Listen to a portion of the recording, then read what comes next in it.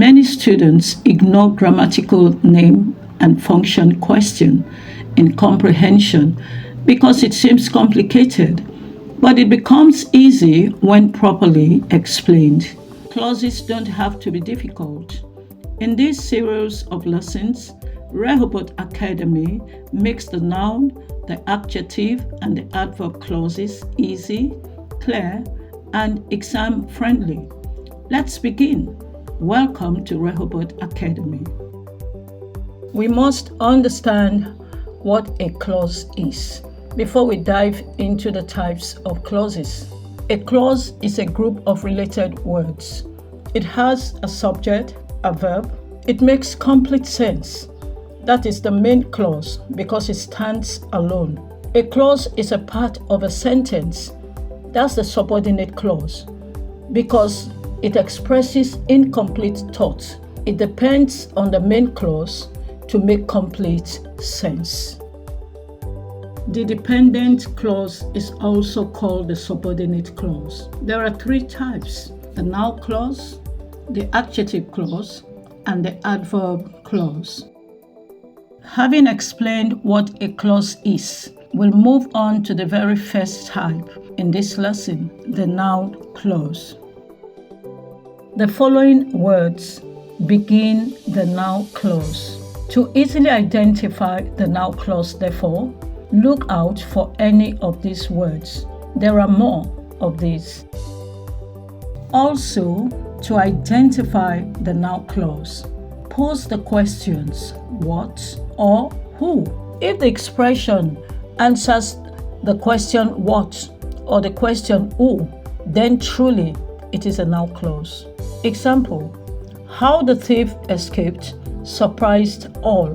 Pose the question what before the verb in the main clause. What surprised all? How the thief escaped. That's the noun clause. Grammatical function is subject of the verb surprised. Example 2. Whoever cleaned this yard must be rewarded. Pose the question who before the verb phrase in the main clause. Who must be rewarded? Whoever cleaned this yard. The noun clause. Grammatical function subject of the verb phrase must be rewarded. The noun clause has several functions. First, it functions as the subject of the verb. Where the noun clause occupies the position of the subject, then it truly functions as the subject of the verb in the main clause. Examples: what he saw shocked him. What he saw, the subordinate clause, occupies the initial position. Therefore, it functions as the subject of the verb. What shocked him? We pose the question what he saw. That's the noun clause for an answer. Grammatical function: subject of the verb shocked. Subject of the verb shocked. Shocked, the verb, comes immediately after the noun clause. Next example: that he had a brilliant lawyer could not help him. That he had a brilliant lawyer occupies the subject position, which is the initial position in the sentence. What could not help him? Pose the question. That he had a brilliant lawyer.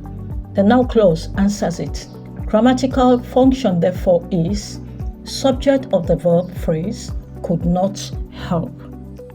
The noun clause functions as the object of the verb. For it to function as such, it must occupy the position of the object in the sentence. For example, the soldier arrested who parked the car. Who parked the car occupies the position of the object, the direct object of the verb in the main clause. The soldier arrested who. We're posing the question who, and for an answer we have the noun clause. Who parked the car? Grammatical function is object of the verb arrested. Example 2. The man found what he lost. What he lost occupies the position of the direct object in the sentence. Therefore, it functions as the object of the verb found. The man found what? What he lost, the noun clause, is the answer. Grammatical function, object of the verb found. The noun clause can function as the object of a preposition. For it to function as such, it must follow the preposition in the main clause. Examples: 1. Listen to how this drink is prepared. How this drink is prepared comes immediately after the preposition to in the main clause. Then we pose the question what to be sure that it is a noun clause. Listen to what?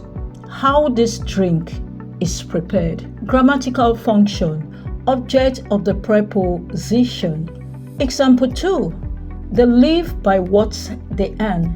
What they earn is the noun clause, and it comes immediately after the preposition by in the main clause. We pose the question what? They live by what? What they earn. The noun clause is the answer. Grammatical function, object of the preposition. You may include by, that's object of the preposition by. The noun clause also functions as the subject complement. For it to function as such, it must follow a linking verb. Examples of linking verbs are the verb to be, that is, was, were, seems, become, and a few more. Now, let's pause for a while and listen carefully. For a noun clause to function as subject complements, the noun clause should be able to rename or describe the noun in the main clause. The noun clause would act as the predicate noun. The noun clause, most importantly, can be interchanged with the subject, and the sentence would mean the same thing. It is interchangeable. The noun clause and the subject is interchangeable. Now, let's look at this example. Our belief is that we shall win. That we shall win comes immediately after the linking verb is. Very important. It comes immediately after the linking verb is. Pose the question, what is our belief?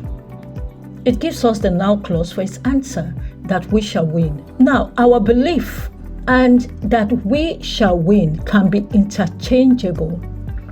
We can say that we shall win is our belief.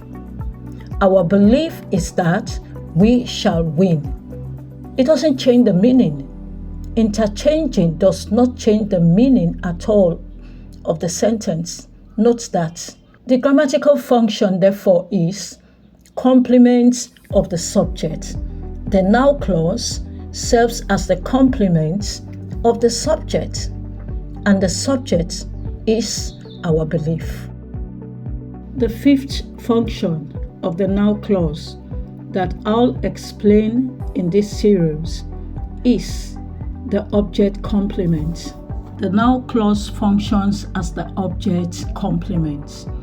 For it to function as such, it must follow the direct object in the main clause. And this is to say that there must be a direct object in the main clause. The noun clause completes the meaning of the object. Now let's look at the sentence pattern. For a noun clause to function as the object complement, it must have a subject, a verb, a direct object, and a noun clause. For example, Dad made him what he is today.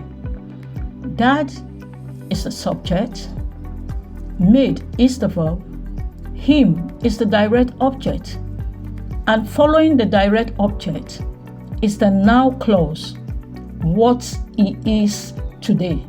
When we pose the question, what did Dad make him?